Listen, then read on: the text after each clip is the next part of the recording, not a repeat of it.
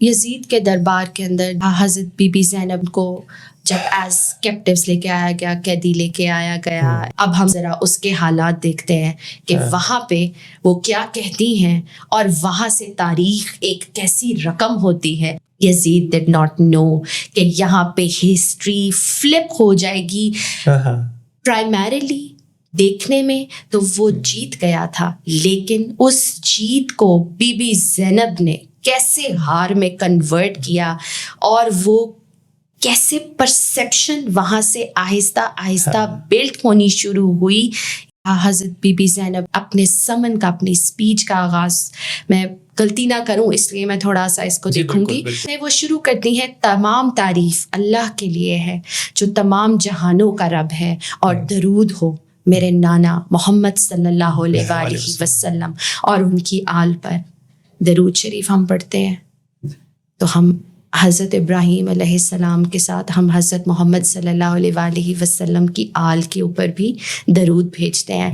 اس لیے لازمی حصہ ہے. اس لیے یہ جو آل محمد ہے نا، یہ بڑی پیاری ہے اور ان کی بڑی قربانیاں ہیں، اور ان کا نام بہت تعظیم سے لینا ہر مسلمان کے اوپر فرض ہے. بے شک بے شک، بالکل. پھر وہ ایڈریس کرتی ہیں اور اتنی گرج کے ساتھ یزید کو للکارتی ہیں، علی کے لہجے میں یزید کو للکارتے ہوئے کہتی ہیں، اے یزید، کیا تو یہ سمجھتا ہے کہ تو نے زمین و آسمان کے راستے ہم پر بند کر کے ہم کو ذلیل کر دیا ہے؟ پہلا سوال. دین اگین، کیا تو یہ گمان کرتا ہے ہم اللہ کے نزدیک بے حیثیت اور تو عزت والا ہو گیا ہے؟ سوال. اینڈ دین اگین ایک سوال، اور اس کے بعد اسٹیٹمنٹ. یہ جو تو نے اقتدار پایا ہے یہ تیرے لیے کامیابی نہیں، یہ تو آزمائش ہے. جتنا چاہے مکر کر لے، جتنی چاہے کوشش کر سکتا ہے کر لے، لیکن خدا کی قسم تو ہمارے ذکر کو مٹا نہیں سکتا.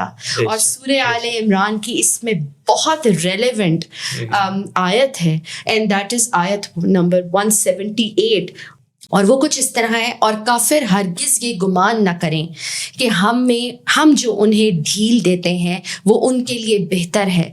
ہم انہیں اس لیے مہلت دیتے ہیں تاکہ وہ گناہ میں بڑھ جائیں اور ان کے لیے ذلت والا عذاب ہو.